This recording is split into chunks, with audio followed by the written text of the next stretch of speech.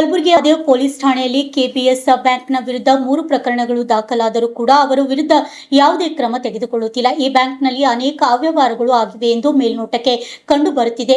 ಈ ಹಿನ್ನೆಲೆಯಲ್ಲಿ ಈ ಬ್ಯಾಂಕ್ನ ವಿರುದ್ಧ ಸೂಕ್ತ ತನಿಖೆ ಆಗಬೇಕೆಂದು ಕರ್ನಾಟಕ ಯುವ ಶಕ್ತಿ ಸೈನ್ಯದ ರಾಜ್ಯಾಧ್ಯಕ್ಷರಾದ ಲಿಂಗರಾಜ್ ಬಿ ಗುಂಡೂರ್ಕರ್ ಅವರು ತಿಳಿಸಿದ್ದಾರೆ. ಕಲಬುರಗಿ ನಗರದ ಪತ್ರಿಕಾ ಭವನದಲ್ಲಿ ನಡೆದ ಸುದ್ದಿಗೋಷ್ಠಿಯಲ್ಲಿ ಮಾತನಾಡಿದ ಅವರು, ಈ ಬ್ಯಾಂಕ್ನಲ್ಲಿ ಅನೇಕ ವ್ಯವಹಾರಗಳು ಆಗಿವೆ ಎಂಬುದು ಮೇಲ್ನೋಟಕ್ಕೆ ಕಂಡುಬರುತ್ತಿದ್ದು, ಕೆಪಿಎಸ್ ಬ್ಯಾಂಕ್ನಲ್ಲಿ ನಡೆದಿರುವ ಅವ್ಯವಹಾರದ ಬಗ್ಗೆ ಕೂಡಲೇ ಸರ್ಕಾರವು ಗಮನ ಹರಿಸಬೇಕು. ಜೊತೆಗೆ ಇಂತಹ ಖಾಸಗಿ ಬ್ಯಾಂಕ್ಗಳನ್ನು ಬಂದ್ ಮಾಡಬೇಕು. ಅಲ್ಲದೆ 3 ಪ್ರಕರಣದಲ್ಲಿರುವ ಆರೋಪಿಗಳನ್ನು ಕೂಡಲೇ ಬಂಧಿಸುವಂತೆ ಈ ಪ್ರಕರಣವನ್ನು ನಿಷ್ಪಕ್ಷಪಾತವಾಗಿ ತನಿಖೆ ನಡೆಸಬೇಕು ಎಂದು ಸಚಿವ ಪ್ರಿಯಾಂಕ್ ಖರ್ಗೆ ಅವರಿಗೆ ಮನವಿ ಮಾಡಿದರು. Bureau report, RJ32 Kannada news, Kalaburagi.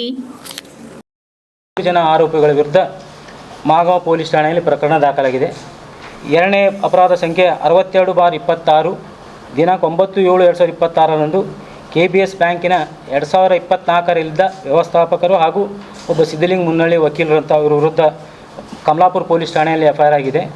ಮೂರನೇದು 68/2024 ದಿನಾಂಕ 29/9/2024ರಂದು ಕೆಬಿಎಸ್ ಬ್ಯಾಂಕಿನ ಅಧಿಕಾರಿಗಳಾದ 2 ಜನ ಮುಖ್ಯ ಆರೋಪಿಗಳನ್ನು ಬಿಟ್ಟು ಸಾಮಾನ್ಯ ಸಿಬ್ಬಂದಿ ರಾಜ ಎನ್ನುವರನ್ನು ಬಂಧಿಸಿದ್ದಾರೆ. ಇನ್ನು 2 ವರ್ಷ ಕಳೆದರೂ ಚಾರ್ಜ್ ಶೀಟ್ ಸಬ್ಮಿಷನ್ ಮಾಡಿಲ್ಲ. ಆ ಕುರಿತು ಪ್ರೆಸ್ ಮೀಟ್ ಮಾಡ್ತಾಯಿದ್ದೀವಿ. ಮೊದಲನೇದು ಅಪರಾಧ ಸಂಖ್ಯೆ 53/26 25/5/2026ರಂದು ಈ ಸದರಿ ಪ್ರಕರಣ ಎಫ್ಐಆರನ್ನು ಕೋರ್ಟ್ಲಿಂದ ಖಾಸಗಿ ದೂರನ್ನು ದಾಖಲಿಸಿ ಕೋರ್ಟ್ ಆದೇಶದ ಮೇರೆಗೆ ಎಫ್ಐಆರ್ ಆಗಿದೆ ಮಾಗಾಂವ್ ಪೊಲೀಸ್ ಠಾಣೆಯಲ್ಲಿ. ಮಾಗಾಂವ್ ಪೊಲೀಸ್ ಠಾಣೆಯಲ್ಲಿ ಎಫ್ಐಆರ್ ಆಗಿ 2 ತಿಂಗಳು ಆದರೂ ಕೂಡ ಇಲ್ಲಿವರೆಗೆ 13 ಜನ ಆರೋಪಿಗಳನ್ನು ನೋಟಿಸ್ ಕೊಡುವುದಾಗಲಿ ಬಂಧಿಸುವುದಾಗಲಿ ಯಾವುದೇ ರೀತಿಯಿಂದ ಕ್ರಮ ಕೈಗೊಂಡಿರಲ್ಲ ಮತ್ತು ಇನ್ವೆಸ್ಟಿಗೇಷನ್ ಕೂಡ ಮಾಡ್ತಾಯಿಲ್ಲ. ಇವರು ಏನು ಮಾಡಿದ್ದಾರೆ ಅಂತಂದರೆ, KPS ಬ್ಯಾಂಕಿನವರು ಫೋರ್ಜರಿ ಡಾಕ್ಯುಮೆಂಟ್ ಕ್ರಿಯೇಟ್ ಮಾಡಿದ್ದಾರೆ. ಇದ್ರ ಜೊತೆಗೆ ಫೋರ್ಜರಿ ಡಾಕ್ಯುಮೆಂಟ್ನೂ ಹಚ್ಚಿದ್ದೀನಿ ಅಂತ ನಾನು, ಮತ್ತು ಎಫ್ಐಆರ್ ಕೂಡ ಹಾಕಿದ್ದೀನಿ. ನಂದು ಒಂದು forgery signature, hand writing signature ಮತ್ತು ಇದು ದಾಖಲೆ ಕೂಡ ಫೇಕ್ ದಾಖಲೆ ಸೃಷ್ಟಿ ಮಾಡಿದ್ದಾರೆ. ಯಾವುದಂದರೆ ಇದು KBS bank employees service rules and conduct rules, ಇದು 1 to 38 ಪೇಜಸ್ 2020ರಲ್ಲಿ ಎಲ್ಲ ಎಂಪ್ಲಾಯಿಗಳನ್ನು ಕೊಟ್ಟಿದ್ದಾರೆ ಒಂದೊಂದು ಬುಕ್ಲೆಟ್. ಇದನ್ನು 38 ಪೇಜ್ಗಳನ್ನು ಓದಿ ಎಕ್ನಾಲಜ್ಮೆಂಟ್ ಕೊಡ್ಲಿಕ್ಕೆ ಹೇಳಿದ್ರು ಎಲ್ಲರಿಗೆ. ಎಲ್ಲ ಜನ ಎಂಪ್ಲಾಯ್ ಸಹಿ ಮಾಡಿದಾರೋ ಬಿಟ್ಟಿದ್ದಾರೋ ಗೊತ್ತಿಲ್ಲ. ನಾನು ಒಬ್ಬ ಕಾನೂನು ಅಧಿಕಾರಿಯಾಗಿ ಇದರ ಒಳಗಿರುವಂಥ ಟರ್ಮ್ಸ್ ಆ್ಯಂಡ್ ಕಂಡೀಷನ್ ಒಪ್ಪಿಗೆ ಇರೋದ ಕಾರಣ ಮತ್ತು 20 ವರ್ಷ ಬ್ಯಾಂಕ್ ಆರಂಭ ಆದ ಮೇಲೆ ಈ ರೂಲ್ಸ್ ಯಾಕೆ ಮಾಡಿದ್ದೀರ ಅಂತ ಕೇಳಿದೆ. ಹಾಗಾಗಿ ನಾನು ಅದು ರಿಫ್ಯೂಸ್ ಮಾಡಿದ್ದಕ್ಕಾಗಿ ಅವ್ರು ಏನು ಮಾಡಿದ್ರು, 2020ರಿಂದ ನನ್ನ ಮೇಲೆ ಟಾರ್ಗೆಟ್ ಮಾಡ್ಕೋತಾ ಬಂದರು. 2020ರಿಂದ ಟಾರ್ಗೆಟ್ ಮಾಡ್ಕೋತಾ ಬಂದು ಈಗ ಮೊನ್ನೆ 17/12/2025 ಇದೇ ಎಕ್ನಾಲಜ್ಮೆಂಟ್ ಆಧಾರವಾಗಿಟ್ಟುಕೊಂಡು ಫೇಕ್ ಡಾಕ್ಯುಮೆಂಟ್ ಆಧಾರ ಇಟ್ಟುಕೊಂಡು ನನಗೆ ಟರ್ಮಿನೇಷನ್ ಮಾಡಿದ್ದಾರೆ. ಹಾಗಾಗಿ ನಾನು ಕೋರ್ಟಿಗೆ ಪ್ರೈವೇಟ್ ಕಂಪ್ಲೇಂಟ್ ಹಾಕಿದೆ. ಪ್ರೈವೇಟ್ ಕಂಪ್ಲೇಂಟ್ ಹಾಕಿದ ನಂತರ ಕೋರ್ಟ್ ಡೈರೆಕ್ಷನ್ ಮೇಲೆ ಎಫ್ಐಆರ್ ಆಯಿತು. ಎಫ್ಐಆರ್ ಆದಮೇಲೆ ಒಂದು ಸಲ ಏನು ಎಫ್ಐಆರ್ ಆದಮೇಲೆ ಪೊಲೀಸ್ PSI ಪಂಚನಾಮ ಮಾಡ್ಕೊಂಡು ಹೋದರು. ಅದಾದ ನಂತರ ಇಲ್ಲಿವರೆಗೂ ದಿನನಿತ್ಯ ಸಂಪರ್ಕ ಮಾಡ್ತೀನಿ ಅವ್ರಿಗೆ. ಅವ್ರು ಏನದ ಏನು ಸಮಸ್ಯೆ ಆಯಿತು ಅಂದರೆ ಏನು ಬರೀ ಎಫ್ಐಆರ್ ಆಯಿತು ಅಥವಾ ಹಗರಣ ಆಯಿತು ಏನು ಅವ್ಯವಹಾರ ಆಗಿತ್ತು ಅಥವಾ ಏನು? ಇಲ್ಲ, ಹಗರಣದ ಮುಂದಿನ ಎಫ್ಐಆರ್ದಾಗ ಅದ ಹಗರಣದಾಗ. ಇಲ್ಲಿ ಏನದ ಟಾರ್ಗೆಟ್ ಮಾಡಿದ್ರು ಅವರು. ನಾನು ಇದು ಎಕ್ನಾಲಜ್ಮೆಂಟ್ ಸಹಿ ಮಾಡ್ಲಿಕ್ಕೆ ಬಟ್ಟಿಗೆ ಮತ್ತು ಕೆಲವೊಂದು ಹಗರಣಗಳನ್ನು ಹೊರಗೆ ಬಯಲಿಗೆ ಹೇಳಿದ ಸಲಕ್ಕಾಗಿ ಇವು ನನಗೆ ಟಾರ್ಗೆಟ್ ಮಾಡಿದ್ರು. ಆ ಕಾರಣಕ್ಕಾಗಿ ಅವು ಎಲ್ಲ ಇವು ಮುಂದಿನ ಬರ್ತಾವೆ. ಯಾರು ಸಂತೋಷ್ ರಾಜೇಶ್ ರಾಠೋಡ್ ಅಂತೇಳಿ ಒಂದು 62 ಅವರು ಇಲ್ಲ, ಇದರೊಳಗೆ ಬಂದಿಲ್ಲ ಅವರು.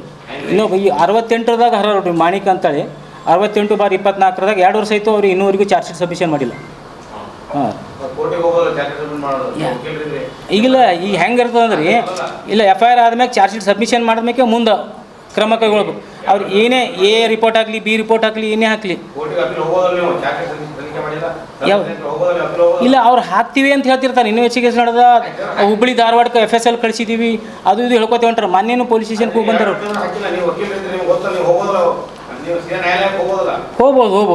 ಹೋಗ್ಬೋದು. ಈಗ ಅದನ್ನೇ ಈಗ ನಾವು ಮೊನ್ನೆ SP ಗೂ ಕಂಪ್ಲೇಂಟ್ ಕೊಟ್ಟಿವಿ. SP DSPಗೂ ಕೊಟ್ಟು. ಹಾಂ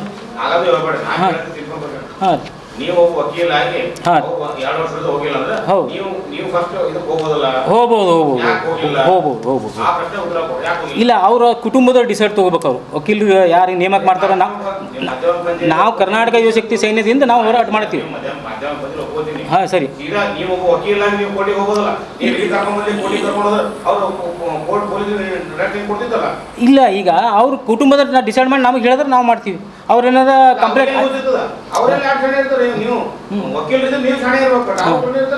ಇಲ್ಲ ಅವ್ರ ತಲೆಗೆ ಹೆಂಗಿರ್ತದೆ ಗೊತ್ತ್ರಿ, ಅವ್ರು ಮತ್ತೆ ಯಾರಿಗೂ ಅಪಾಯಿಂಟ್ ಮಾಡ್ತಿರೋ ಏನು ಮಾಡ್ತಾರೋ ಅವ್ರಿಗೆ ಗೊತ್ತಲ್ಲ. ಹಾಂ ಇಲ್ಲ ಅವ್ರು ಕಂಪ್ಲೇಂಟ್ ಕೊಡಂಬ್ರಿ, ಖರ್ಗೆ ಸಾಬ್ರಿಗೆ ಹೇಳಮಿ, ಪ್ರಿಯಾಂಕಾ ಸಾಬ್ರಿಗೆ ಹೇಳಮಿ ಅದು ಅಂದರು. ಅಂತ ಪ್ರಿಯಾಂಕಾ ಸಾಬ್ರಿಗೆ ಬಂದಾಗ ಒಂದು ಸಲ ಬೇಕಾದ್ರೆ ಮೆಮೊರಮ್ ಕೊಡಂ ತೋರಿ ಅಂತ ಅಂದೀನಿ. ಹಾಂ ಯಾಕಂದ್ರೆ ಖರ್ಗೆ ಸಾಬ್ರು ಹೇಳಿದ ಮ್ಯಾಕ ಪ್ರೆಷರಾಗಿ ಪ್ರಾಪರಾಗಿ ಎನ್ಕ್ವೈರಿ ಆಗಿ ಚಾರ್ಜ್ ಶೀಟ್ ಸಬ್ಮಿಷನ್ ಮಾಡ್ರಿ ಅಂದ್ರೆ ಮುಂದೆ ಆ್ಯಕ್ಷನ್ ಆಗ್ತದೆ. ಇನ್ನೊಂದು ಏನದ ಆ ಪ್ರಕರಣದಾಗ ಮುಖ್ಯದವರು ಇಲ್ಲಿ ಬಿಟ್ಟಾರ, ಜನರಲ್ ಸಿಬ್ಬಂದಿಗೆ ಅರೆಸ್ಟ್ ಮಾಡ್ಯಾರ. ಮುಖ್ಯದವರು ಅವರು ಯಾವ ಕಾರಣಕ್ಕೆ ಬಿಟ್ಟರು ಏನು ಮಾಡ್ರು ಅದು ಇನ್ವೆಸ್ಟಿಗೇಷನ್ ಮಾಡಿದ್ರೆ ಗೊತ್ತೇ ಆಗ್ತದೆ. ಇಲ್ಲಿ ನಿಷ್ಪಕ್ಷಪಾತವಾಗಿ ಇನ್ವೆಸ್ಟಿಗೇಷನ್ ಆಗಬೇಕು ಈ 3 ಪ್ರಕರಣಗಳಲ್ಲಿ. ಇದರಲ್ಲಿ ನಮ್ಮ ಮೊದಲನೇ ಪ್ರಕರಣದಾಗ 13 ಜನದ ಆರೋಪಿಗಳರ, 13 ಜನ ಬೈ ನೇಮ್ ಅದ. ಇವರಿಗೆ ಇಲ್ಲಿವರೆಗೆ ಯಾಕೆ ಅರೆಸ್ಟ್ ಮಾಡಿಲ್ಲ, ಯಾಕೆ ತನಿಖೆ ಕೈಗೊಂಡಿಲ್ಲ, ಅವ್ರಿಗೆ ನೋಟಿಸ್ ಐತೆ ಕೊಟ್ಟಿಲ್ಲ. ಕೇಳಿದ್ರಿಂದ ಕೊಡ್ತೇವ್ರಿ, ನೆಸಸರಿ ಬಿದ್ದರೆ ನೋಟಿಸ್ ಕೊಡ್ತಾರಂತ. ಇದ್ರೊಳಗೆ ಹೆಂಗವ ನಾನ್ ವೇಲೇಬಲ್ ಅಫೆನ್ಸ್ ಅವದ ರೀ. 335 to 340 ಫೋರ್ಜರಿ ಡಾಕ್ಯುಮೆಂಟ್ 7 ವರ್ಷ ಸಜಾ ಅದ್ರೊಳಗೆ ನಾನ್ ವೇಲೇಬಲ್ ಅಫೆನ್ಸ್ ಇದ್ದಾಗ ಇಮಿಡಿಯೇಟ್ ಅರೆಸ್ಟ್ ಮಾಡ್ಬೇಕು. ಹಾಂ ರೀ ಹಾಕಿಲ್ಲ ಇನ್ನು ಈಗ ಅದಕ್ಕೆ ಟೈಮ್ ಅದ ನೋಡ್ರಿ. ಯಾಕಂದ್ರೆ ಇನ್ನೂ 2 ತಿಂಗಳು 60 to 90 days ಚಾರ್ಜ್ ಶೀಟ್ ಹಾಕ್ಲಿಕ್ಕೆ ಟೈಮ್ ಇರ್ತದೆ. ಹಾಂ ಟರ್ಮಿನೇಟ್ 17/12/2025 ಡಿಸೆಂಬರ್ದಾಗ. ಅದಕ್ಕೆ ಮುಂಚೆನೇ ಪೊಲೀಸ್ ಸ್ಟೇಷನ್ಗೆ 8/9/2025 ಕಂಪ್ಲೇಂಟ್ ಕೊಟ್ಟೆ, FIR ಮಾಡಿರಿ ಅಂತೇಳಿ. ಅದಾದ ನಂತರ 8/1/2026 ಒಂದು ಸಲ ಕಂಪ್ಲೇಂಟ್ ಕೊಟ್ಟೆ. 2 ಕಂಪ್ಲೇಂಟ್ ಕೊಟ್ಟರು FIR ಮಾಡಾದ ಕಾರಣ ಕೋರ್ಟ್ ಮುಖಾಂತರ FIR ಮಾಡಿಸಿದ್ದೀನಿ. ಅದಾದ ನಂತರ ಜನವರಿ 6ನೇ ತಾರೀಕು ಇದೇ ಆರೋಪಿಗಳು ನನಗೊಬ್ಬ ಹುಡುಗ ಕಳಿಸ್ತಾರೆ ಮನೆಗೆ ರಾತ್ರಿ ಹೆದರ್ಸಲಿಕ್ಕೆ, ಬೆದರಿಸಿ ಅಂಜಿಸ್ಬೇಕಂತೇಳಿ. ಅದನ್ನೆಲ್ಲ ಬರೆದಿದ್ದೀನಿ, FIR ಬರೆದು ಹಚ್ಚೀನಿ, ಎಲ್ಲ ಮಾಡೀನಿ. ಅದಕ್ಕೆ ಈ ಇನ್ನೊಂದು 2ನೇ FIRದಾಗ ಏನದ 62/26 ಇದರಲ್ಲಿ ಒಬ್ಬ ಗ್ರಾಹಕನ ಅಕೌಂಟ್ ಓಪನ್ ಮಾಡ್ತಾರೆ ಅಂತಂದ್ರೆ ಫಿಸಿಕಲಿ ಅವ್ರು ಇರ್ಲಾದೇ ಅಕೌಂಟ್ ಓಪನ್ ಮಾಡ್ತಾರೆ. ಅವನು ಎದುರು ಇರ್ಲಾದೇ ಅವ್ನ ಹಣಗಳು 84 ಲಕ್ಷ ರೂಪಾಯಿ ಟ್ರಾನ್ಸ್ಫರ್ ವರ್ಗಾವಣೆ ಮಾಡ್ತಾರೆ. ಯಾವ ಆಧಾರ ಮೇಲೆ ಮಾಡ್ತಾರೆ? ಈಗ ನಾನು ಒಬ್ಬ 18 ವರ್ಷ ಆ ಬ್ಯಾಂಕ್ನಾಗ ಎಂಪ್ಲಾಯ್ ಇದ್ದೀನಿ. ಒಬ್ಬ ಗರೀಬರು ಬಂದರೆ ಬ್ಯಾಂಕಿಗೆ ಒಂದು ಅಕೌಂಟ್ ಓಪನ್ ಮಾಡ್ಲಿಕ್ಕಾದ್ರೆ ಅವ್ರಿಗೆ ನಾನಾ ರೀತಿಯ ದಾಖಲೆಗಳು ಕೇಳಿ ವಾಪಸ್ ಮನೆಗೆ ಕಳಿಸ್ತಾರೆ. ಇದರಲ್ಲಿ ಮೇಜರ್ ತಪ್ಪು ಇರೋದು ಬ್ಯಾಂಕ್ ಮ್ಯಾನೇಜರ್ದೇ ತಪ್ಪು. ಈ ಬೇರೆ ಕಸ್ಟಮರ್ ಬರೋದು ತಪ್ಪಲ್ಲ. ಯಾಕಂದ್ರೆ ಬ್ಯಾಂಕ್ ಮ್ಯಾನೇಜರ್ ನೀವು ಯಾರ್ದಾದ್ರು ಸಿಗ್ನೇಚರ್ ತೊಗೊಂಡು ಬಂದು ಅಕೌಂಟ್ ಓಪನ್ ಮಾಡ್ತಾರೆ ಮಾಡ್ಬೋದು, ಅಥವಾ ಯಾರೋ ಬಂದು ಸಹಿ ಕೊಟ್ಟು ಟ್ರಾನ್ಸ್ಫರ್ ಮಾಡ್ತಾರೆ 80 ಲಕ್ಷ ರೂಪಾಯಿ, ಕೋಟಿ ಗಂಟಲೆ ದುಡ್ಡು ಅಂತಂದ್ರೆ ಯಾರು ತಪ್ಪಿದು, ಯಾರು ಹೊಣೆಗಾರಿಕೆ? ನಮ್ಮದು ಸೋಷಿಯಲ್ ರೆಸ್ಪಾನ್ಸಿಬಿಲಿಟಿ ಇದ್ದ ಕಾರಣಕ್ಕಾಗಿ ಇವನ್ನ ನಾವು ತಮ್ಮ ಮುಂದೆ ಹೇಳ್ತಾ ಇದ್ದೀನಿ. ಇದನ್ನು ಒಳ್ಳೆ ವಿಷಯ ಅದ, ಸುದ್ದಿ ಮಾಡಿರಿ. ಇದಕ್ಕೇನೋ ಸಂತ್ರಸ್ತರಿಗೆ ನ್ಯಾಯ ದೊರಕಿಸ್ಕೊಡ್ರಿ, ಸೂಕ್ತ ನ್ಯಾಯ ದೊರಕಿಸ್ಕೊಡ್ರಿ. ಇಲ್ಲ ಇದೇ ರೀತಿ ಮಾಡ್ಕೋತಾರೆ ಪ್ರೊಟೆಸ್ಟ್ ಮಾಡ್ತೀವಿ. ಇನ್ನೊಂದು ಏನದ prevention of money laundering act ಒಳಗೆ 2ನೇ ಪ್ರಕರಣ ಅದಲ್ಲ, ಅದನ್ನು ED ಅವ್ರಿಗೆ ಕಂಪ್ಲೇಂಟ್ ಕೊಡ್ತೀವಿ ನಾವು. 84 lakh rupees ಅಲ್ಲದೆ ಇನ್ನೊಂದು ಸಾಕಷ್ಟು ಹಗರಣ ಇರ್ಬೋದು. ಯಾಕೆ ಇದು ಒಂದು ಹೊರಗೆ ಬಿದ್ದದು ಇನ್ನೂ ಇರ್ಬೋದು. ಹಾಗಾಗಿ ಮನಿ ಲಾಂಡ್ರಿಂಗ್ ಆ್ಯಕ್ಟ್ನಲ್ಲಿ ನಾವು ED ಎನ್ಫೋರ್ಸ್ಮೆಂಟ್ ಡೈರೆಕ್ಟರ್ಗೆ ಕಂಪ್ಲೇಂಟ್ ಕೊಡ್ತೀವಿ. ಮುಂದಿನ ದಿನಗಳಲ್ಲಿ ಹೋರಾಟ ಮಾಡ್ತೀವಿ. ಇದು ಇಲ್ಲಿಗೆ ಬಿಡಲ್ಲ.